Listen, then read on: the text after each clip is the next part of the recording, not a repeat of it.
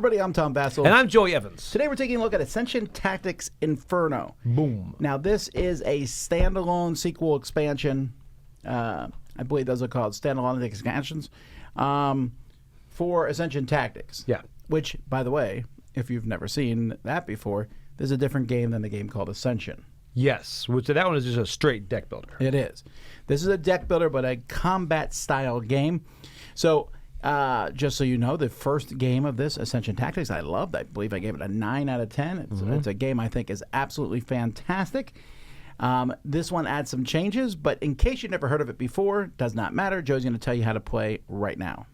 Okay, we are set up for a game of Ascension Tactics Inferno right here. Now, this is the rulebook here. There are different scenarios that you can play through. This one is the first one, Love That Never Dies. So there are all these different scenarios, and there's also a campaign there, so you can play full co-op if you'd like to. So there's a lot of different content in here. I'm going to give you an overview of pretty much of how the game plays. Now, this will be a very high-level overview. I'm not going to go into a lot of the keywords and details about how everything works, but I want to give you kind of an idea of the flow of the game. Now, first off, this Love That Never Dies, this is only going to 30 victory points. That's your whole goal. And you're going to notice right here, you've got these honor shrines right here. At the end of your turn, if you control honor shrine by having the most people around it, you're going to get 2 victory points.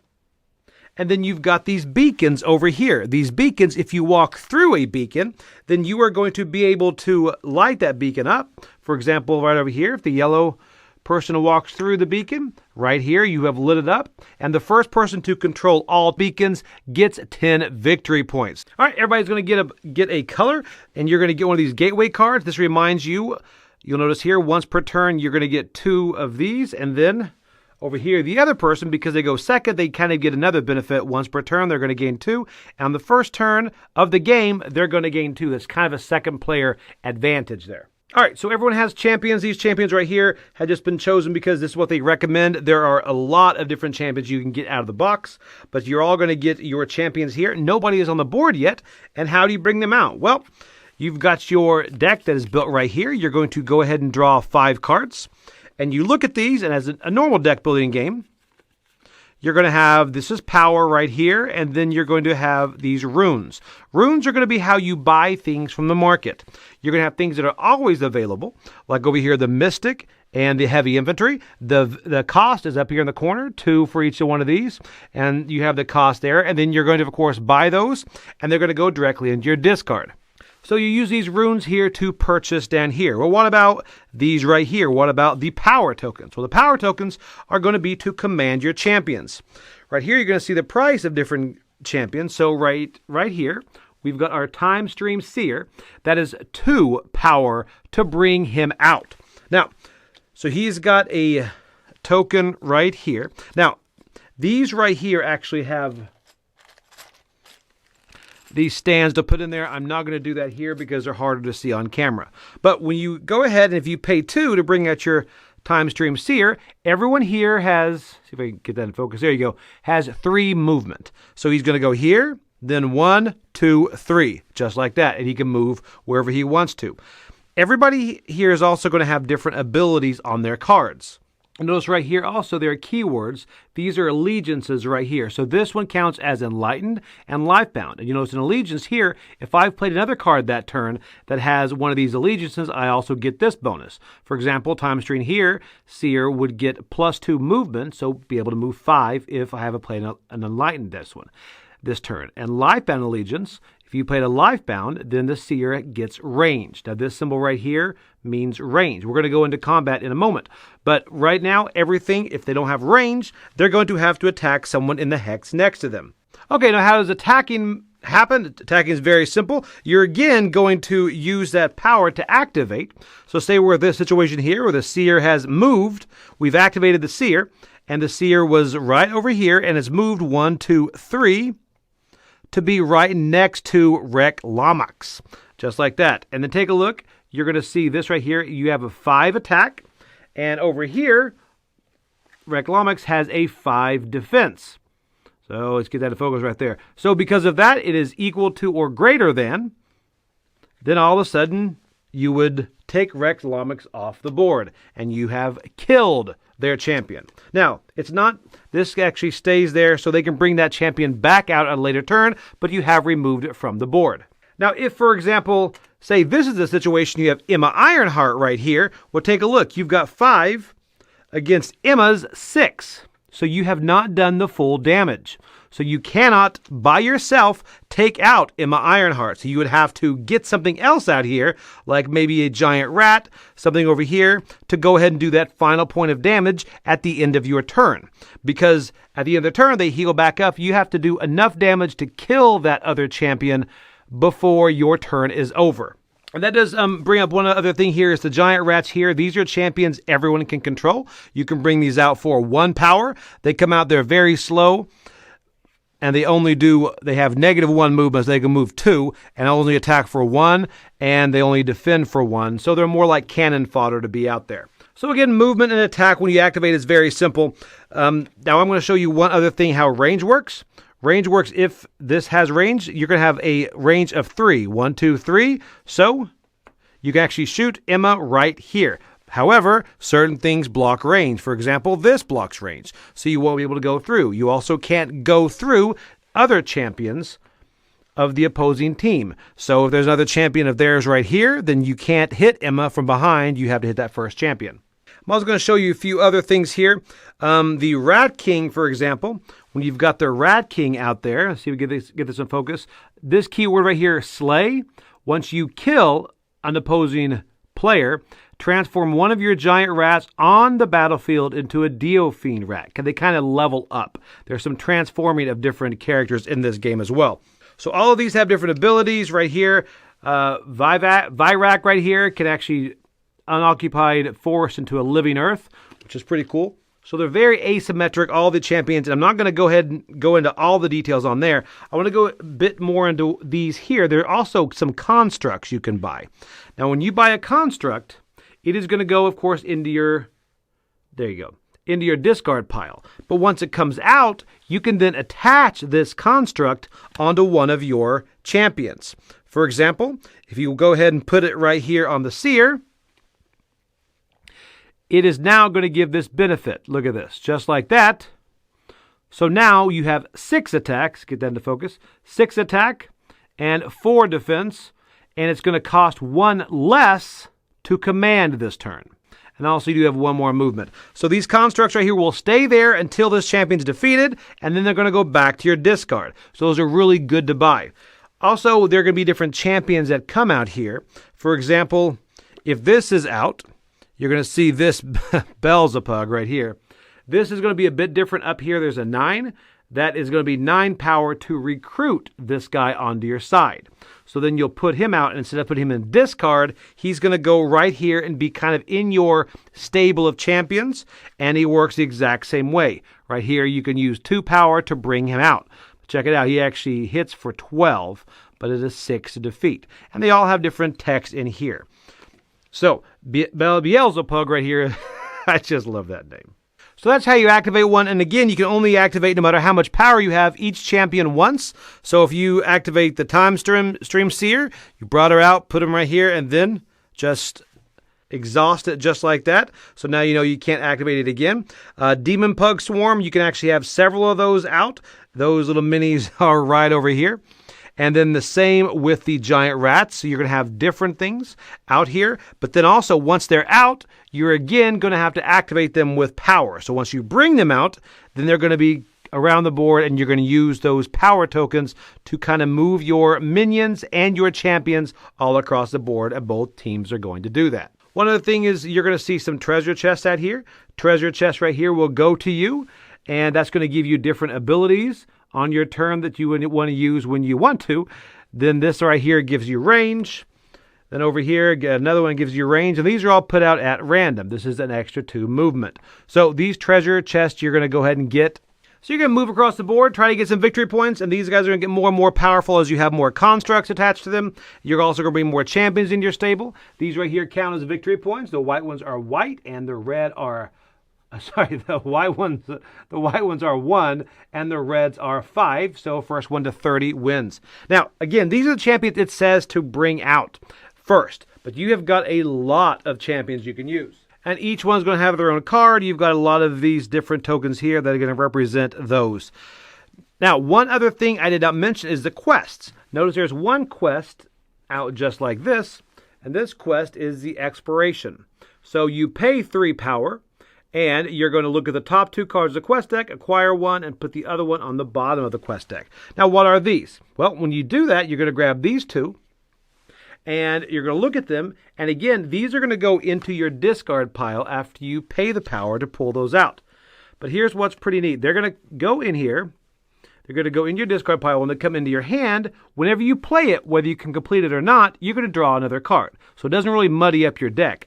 But if you can do it, then you get a really cool reward. For example, this one, Emery's Blades. If you have this in your hand and you play it out and you defeat a champion, you then get this reward. This reward will then be able to be placed underneath one of your champions to build that up even more. So this champion has a slay. Once they slay, they ready another one of your champions. So you are going to be able to build up your champions and get them more and more powerful using these as well. So these are like constructs, except the fact that you have to do something to get them, and they do make yours more powerful. Okay, so again, that is a very quick overview about how to play the game. It is pretty much a deck building game where you're going to move around and you're going to try to get different points from different ways, but you're going to build up your champions. So that is it. That is a quick overview about how to play Ascension Tactics Inferno. Okay, before we send it back, I wanted to show you what all is included in here. It does have a nice insert. You've got different tokens in here. Here are going to be different things that are going to be, really dependent on what mission you play. You also have the different characters, all the different champions and villains and things are going to have their own tokens. Then you've got a lot more tiles, so there's a lot more to explore as far as that goes. And then you're going to have, of course, these are victory points, more tokens down here, and a lot of cards. Your starting cards, your center cards here. And you're going to have a lot of different champions. As you can tell, we only use really a fraction of what you have available to you. A lot of those are here. Then a lot of the transforming champions you can turn into. There's a lot of stuff through here. And there's also going to be different things that are included for your schemes and different villains. And these are going to be for the different campaigns you can go. I'm not going to show you all these because you need to explore those on your own as you go through the campaign. But pretty much it's got a nice insert. Everything goes in there quickly and goes away and packs away. So that is what is in the box for Ascension Tactics Inferno. Let's see what we thought about it. Okay, well, so there's going to be a lot of comparisons to the first one in many ways. But before we get to that, let's just talk about thoughts on this as a game. All right, I still think the game is incredibly fun. Yes. I'm always amused that the game comes with so many different scenarios in the book, and I use the first 1 or 2. Oh, 100%. Because you can play those over and over again. Yeah, and you can mix out your champions and all that. Yeah, there's a lot with just those 2. And it's a fun deck building game because it has a bit of MOBA feeling to it. Where you guys are running in the middle and fighting each other. They die, you can bring them back, and they run in again. But it also has deck building. So you're upgrading them and doing cool things. And that is, I was trying to think of other ones that do that. I mean, you've got things like Clank, deck building, there's something else. But nothing that this type of tactical miniature game, there are very few of these. I really like the combination of tactical deck building. I mean, agree. Deck building with tactics. That's why I like Clank. Because in Clank, I'm playing cards that not only give me money to buy more cards, but also let me move on the board and go through this spot and that. And that's what this one is. You can buy cards in here to get more money to buy cards, but I can also buy champions.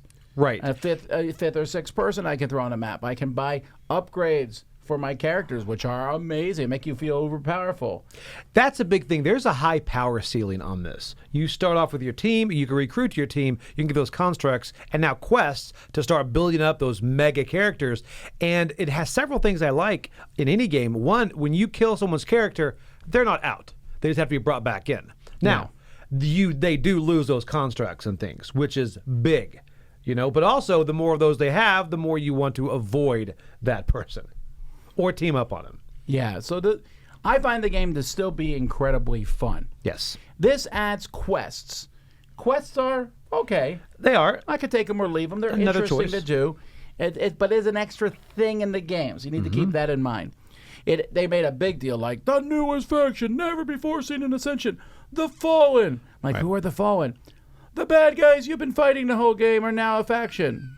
Oh, okay. That's not that exciting. It's not like a new faction. It's just you can now use the bad guys. And you can use pugs. That is a little weird. the Pugmeister. And then there's a few other minor changes. I will tell you this: if I was only going to get one, I would get the first one. Really? Here's why. I tend to like. I'm not a big fan of Inferno, Hell, Escape, Fire, Burning. I mean, that's fine, but whatever. That doesn't get me that excited. And I feel there's a little bit more complications in this one with the quests and the other stuff. Mm-hmm. I can see that. So the first one felt more streamlined and easy. The way I'm going to do this is I'm going to take a lot of the stuff from this one and put it in the first one and just mix them together. Yeah. So there's a big deck. There's more heroes to pick from. You can pick from a huge swath of heroes. Right.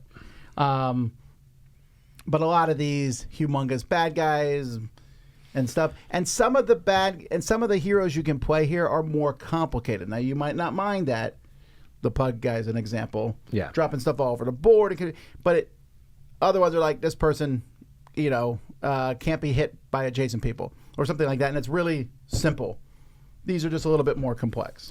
Yeah, and there's a lot of content in here that I don't know if I will use, which is good. You have so much stuff, but it also gets muddied when you start to pull it out. Make sure you organize it well, because a lot of those are only used for campaigns or solo or whatever. There's a lot of stuff in there, because I like this as a 1v1, 2v2 type of game. Now, it does take up a lot of table space. I assume, I didn't play the first one. I assume the first one was the same way. Yeah, it's about the same. Okay, so there's a big footprint going forward on that. I don't know. I kind of expect that in this style game.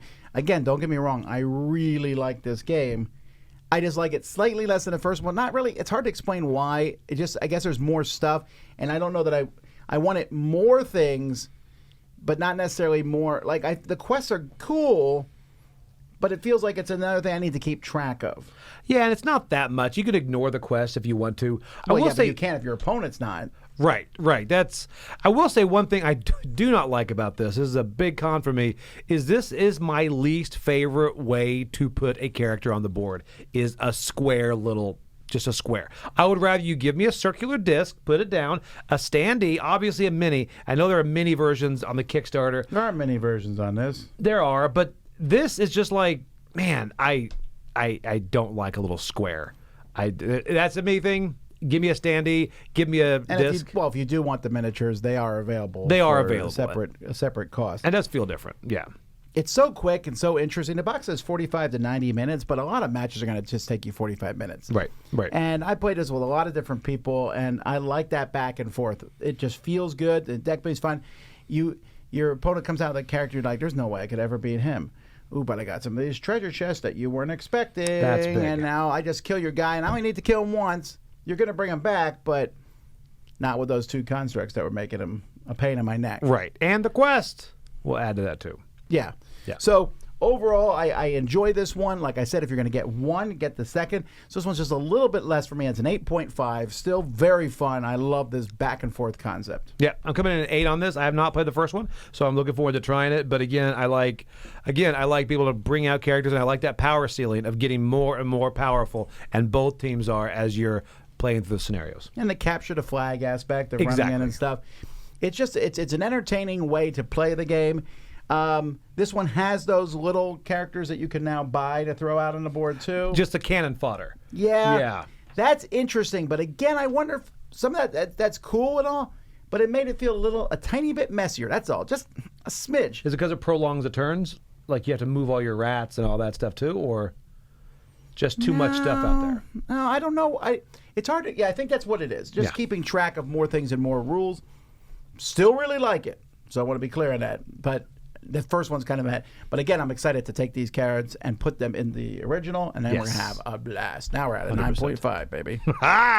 So that works. Ascension Tactics Inferno. I'm Tom Vasel. I'm Joey Evans. See you next time.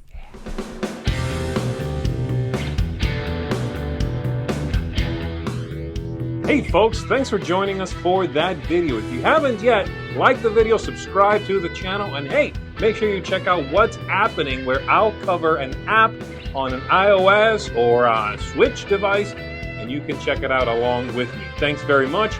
You've been watching The Dice Tower.